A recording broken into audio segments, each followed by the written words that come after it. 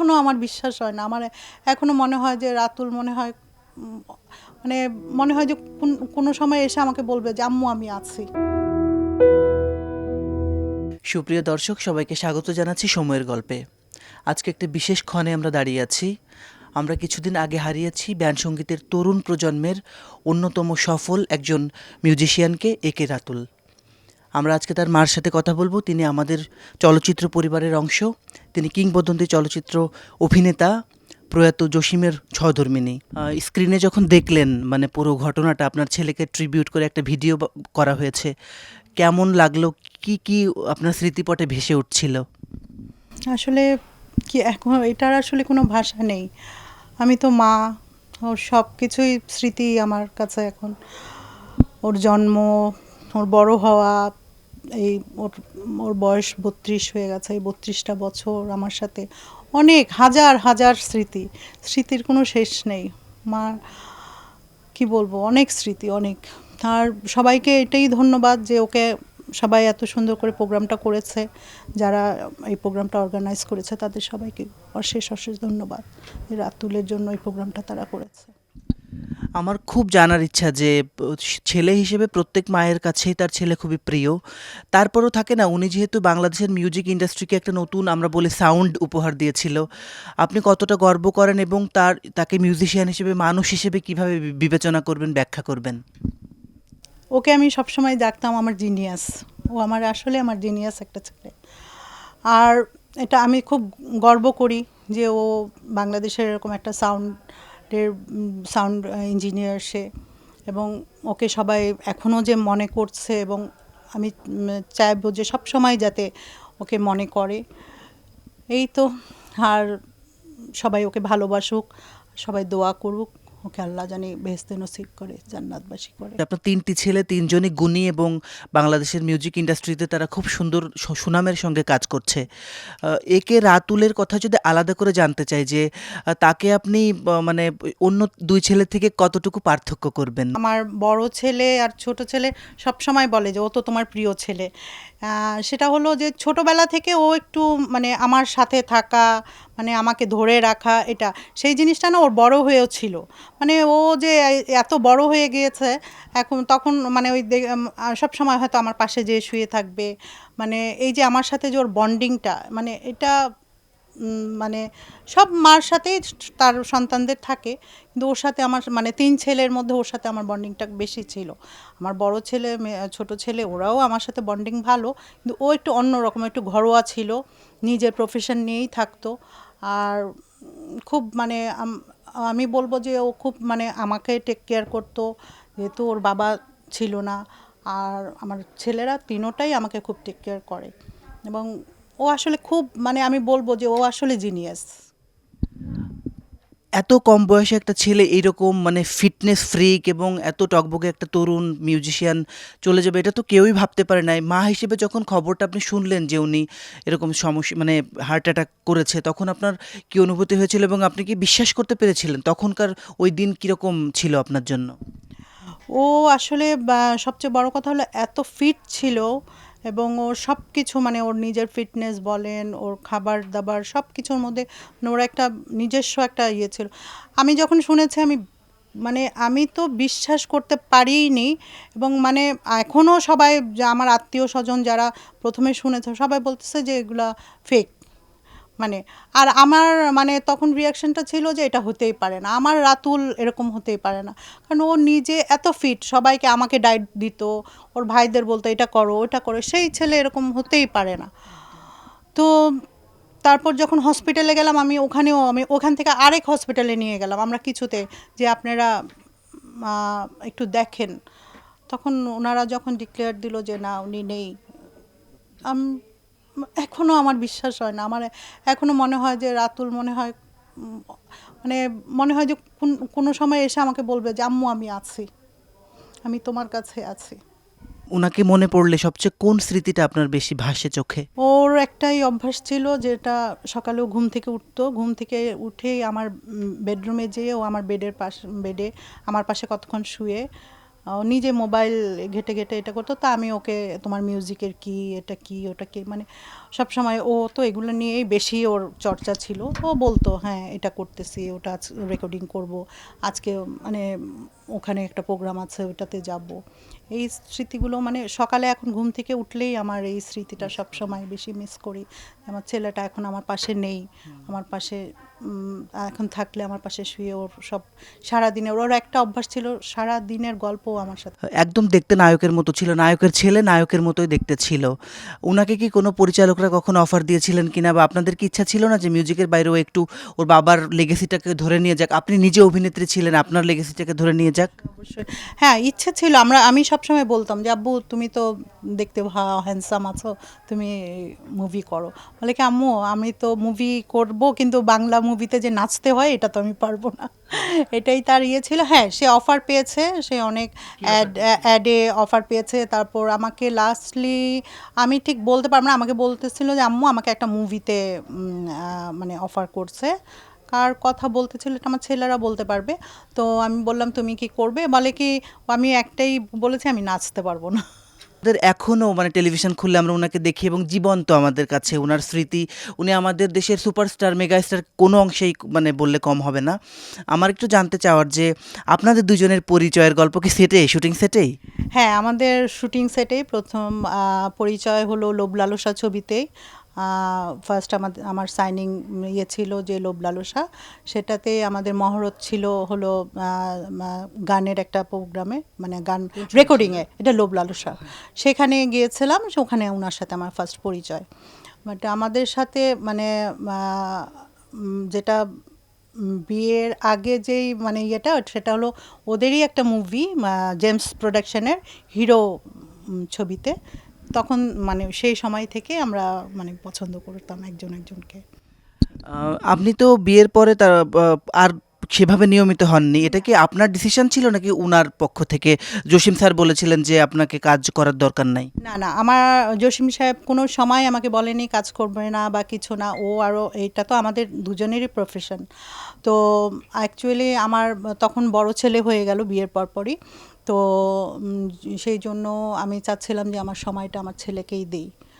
তো আমার ছেলে যখন বড় ছেলে যখন 3 বছরে পড়ে গেল, তখন মেঝো ছেলে রাতুল ও আমি কনসেপ্ট করলাম। তো সেই ক্ষেত্রে আর ওইভাবে আর ফিল্মে যাওয়ার চিন্তাটা ছিল না। তারপরেও জসিম সাহেব আমাকে সবসময় বলতো তুমি যদি চাও তুমি জেমস প্রোডাকশনের ছবি কিন্তু করতে পারো, আমার কোনো প্রবলেম নেই। সে কখনো খুবই মানে লিবারেল মানুষ ছিলেন এবং আধুনিক মানসিকতার মানুষ ছিলেন। আমি একটু জানতে চাই যে জসিম স্যার মানুষ হিসেবে কেমন ছিলেন? কারণ আমরা তো ওনাকে পর্দাতেই সবসময় দেখেছি, ভক্তরা পর্দাতেই দেখেছে। ব্যক্তি জীবনে স্বামী হিসেবে এবং বাবা হিসেবে কেমন ছিলেন? এটা তো মানে এটার কোনো ভাষা নেই। মানে আমি বলবো আমি খুব লাকি যে মানে আমার হাজবেন্ড এত ভালো একটা মানুষ ছিলেন। আর বাবা হিসাবে তো মানে এটার আর কোনো ভাষাই নেই। সময় মানে তার ছেলে তখন কিন্তু রাতুল, স্বামী আর রাহুল হয়নি। তো উনি যখন মারা যান তখন আমার বড় ছেলের 8 বছর বয়স, আর মেঝোটা যেটা রাতুল মারা গেছে ওর তখন 4 বছর, আর ছোট যেটা রাহুল ওর তখন 2 বছর।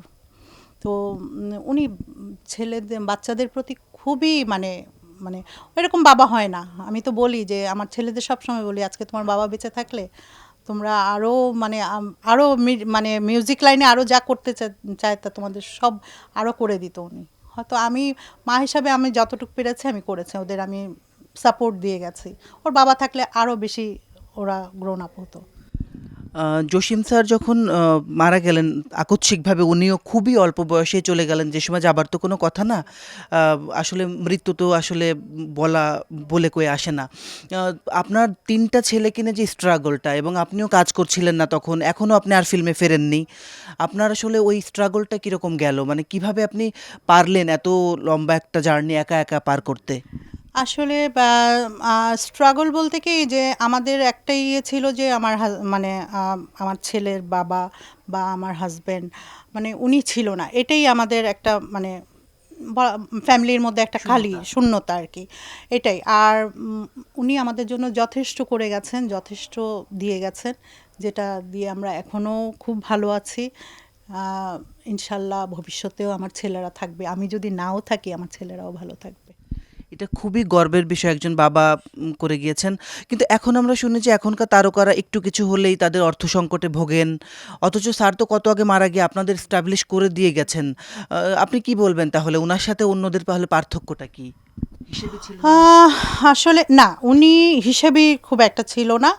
আহ, এটা হয়তো উনি না ফ্যামিলি নিয়ে খুব চিন্তা করতো, যে আমাকে সবসময় বলতো যে তুমি কিন্তু চিন্তা করবা না, আমি মারা গেলে আমি যা রেখে গেছি তুমি তোমার 3 ছেলে নিয়ে ভালো থাকবা। তার মানে মারা যাওয়ার চিন্তা উনি করতেন? উনি করতেন, উনি প্রায় আমাকে এই কথাটা বলতেন, মানে মারা যাওয়ার এটা মনে করেন যে 1 বছর আগের থেকেই আমাকে বলতো তুমি কিন্তু কোনো চিন্তা করবে না, তুমি খালি একটু সুন্দরভাবে মানে আমি যেটা রেখে যাব ওটাকে তুমি সুন্দরভাবে রেখো, তুমি তুমিও মরার আগ পর্যন্ত তুমি কষ্ট করবে না, এবং আল্লাহ ইনশাল্লাহ আমার ছেলেরাও করবে না।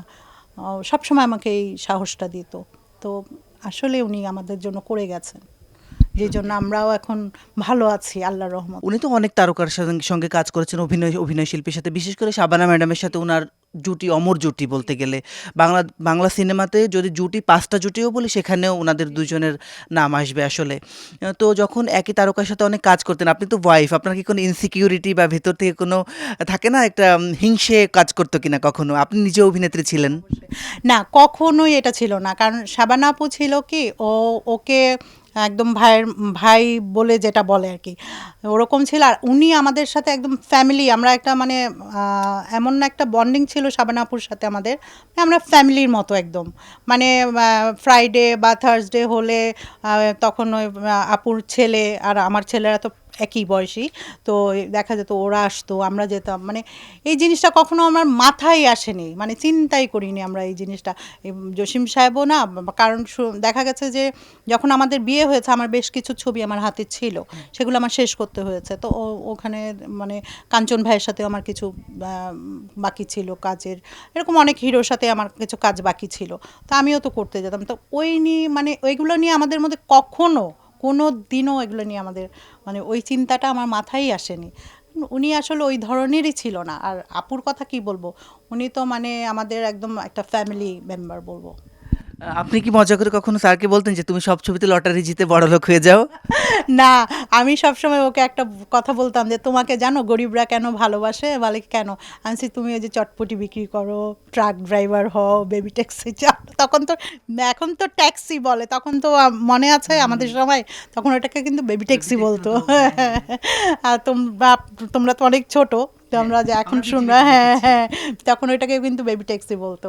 তো আমি বলছি এই জন্য তোমাকে সবাই খুব পছন্দ করে, মানে ছোট থেকে যারা মানে যারা একটু মধ্যবিত্ত গরিব বা ইয়ে, ওরা আসলে এরাই Relate করতে কিন্তু, পারতো যে হ্যাঁ আমি ওই এরাই কিন্তু মানুষটা। জসিমের ভক্ত ছিল, জানেন, এরাই ভীষণ ভক্ত হ্যাঁ, ছিল। বাংলা সিনেমার বেসিক্যালি দর্শকরাই তো মানে মধ্যবিত্ত, হ্যাঁ, যারা মধ্যবিত্ত যারা দরিদ্র, ইয়ে হ্যাঁ। ছিল, এরাই কিন্তু তখনকার কিন্তু এরাই দর্শক ছিল। এবং এরা যে কি পছন্দ করতো, মানে সেটা যখন উনি মারা গেছেন তখন আমি দেখেছি, মানে এরকমও দেখেছি যে মানে উনার কবরে এসে এসে মানে আমি অনেক দিন দেখেছি একটা ট্রাক ড্রাইভার, উনি প্রায় এসে এসে উনি ওই কবরস্থানে কান্নাকাটি করতো যে আমি স্যারের মানে ভক্ত, মানে আমাকে প্রায় ওই কবরস্থানে আমার একটা লোক আছে ওনাকে দেখাশোনার জন্য রাখে, উনি বলতো আমাকে যে ম্যাডাম উনি এসে না কান্নাকাটি করতো, এরকম অনেক অনেক ভক্ত এখনও কিন্তু ওনার কবরস্থানে অনেকেই যায়, এখনও যায়। জসিম স্যার বাংলা সিনেমাতে এত কিছু দিয়ে গেছেন, এত সুপারহিট বাম্পার হিট সিনেমা দিয়ে গেছেন, সুপারহিট জুটি গড়েছেন এক একজন অভিনয় শিল্পীর সঙ্গে। কিন্তু মরার পরে হলেও আপনার কাছে কি মনে হয় যে বাংলাদেশ তাকে ওইভাবে স্বীকৃতি দিতে পারেনি? আমি পুরস্কারের কথা যদি বলি, বা এফডিসিতে একটা ওনার নামে অবশ্যই একটা ফ্লোর আছে, কিন্তু আরও কিছু হতে পারতো বলে আপনি পরিবারের মানুষ বা সহশিল্পী এবং সহধর্মিণী হিসেবে কি মনে করেন? না, অ্যাকচুয়ালি আসলে আমার মনে হয় যে এখনও উনি যথেষ্ট সম্মান পান। আমি এটা নিয়ে কোনো কমপ্লেন আমার আসলে করা উচিত না, কারণ দেখেন আরও বড় বড় অনেক আর্টিস্টই কিন্তু মারা গেছেন, হ্যাঁ, তো সবার ক্ষেত্রেও কিন্তু এই একই, হয়তো ফ্লোরটা ওনার নামে করেছেন, যেমন আমাদের রাজ্জাক ভাই, এরকম যারা মান্না ভাই আছে যারা মারা গেছেন সবার জন্য। তো সেই ক্ষেত্রে কিন্তু জসিম সাহেব যেহেতু আগে মারা গেছেন, জসিম সাহেবের জন্যই সেম থিং করেছেন। তো এটা আমি বলতে পারবো না যে কেন করেনি, কারণ উনাদের বেলায়ও একই। তো এখন যদি কখন আমি বলতাম যে না উনাদেরটা অনেক বেশি বেশি করছে, আমার হাজব্যান্ডেরটা কেন করছে না, তাহলে এটা একটা ওইভাবে বলা জায়গা থাকতো। তো সেইভাবে আমার আসলে আমার খালি এটাই যে ওনাকে সবসময় সবাই মনে রাখুক, সবাই সবসময় ভালোবাসা দিয়ে যাক এবং তার জন্য রাষ্ট্রীয় দোয়া স্বীকৃতির কথা করুক। কি বলবেন? এটা আসলে এটা আমি মরণোত্তরও তো পাওয়া যায়। হ্যাঁ, পাওয়া যায়। এখন এটা কি বলবো? এটা তো কিছু বলার নেই। এটা এখন তাদের হয়তো আপনারা ওরকম কখনো মনে যোগাযোগ হয়নি। করেননি বা আমরা ওইভাবে কখনো আসলে বেসিক্যালি উনি মারা যাওয়ার পর আমি ফিল্মের সাথে একদমই ফিল্ম লাইনের কারো সাথেই আমি ওরকমভাবে কন্টাক্টেই ছিলাম না। আচ্ছা, যেই জন্য এই জন্য একুশে পদক বা হ্যাঁ, হ্যাঁ। এখন মাঝে, মাঝে যখন উনারকে নিয়ে কোনো প্রোগ্রাম হয় এফডিসিতে বা কিছু, ওটা আমার ছেলেরাই মেইনটেইন করে। ওরা হয়তো বেশিরভাগ আমার ছোট ছেলেই যায়। আপনি কি আর কখনো অভিনয়ে ফেরার ইচ্ছা আছে কিনা? অ্যাকচুয়ালি এখন তো বয়স হয়ে গেছে, এখন আর ইচ্ছা নেই।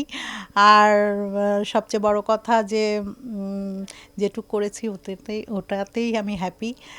আর সবাই এটাই আমার জন্য দোয়া করুক, সুস্থ থাকি। আমার ২ টা ছেলে আছে, ছেলে দুটার সাথে যাতে আরও কিছুদিন কাটিয়ে যেতে পারি, এটাই এখন আল্লাহর কাছে এটাই চাই, আর কিছু না। অসংখ্য ধন্যবাদ সময় দেওয়ার জন্য। আপনাদের জন্য শুভকামনা।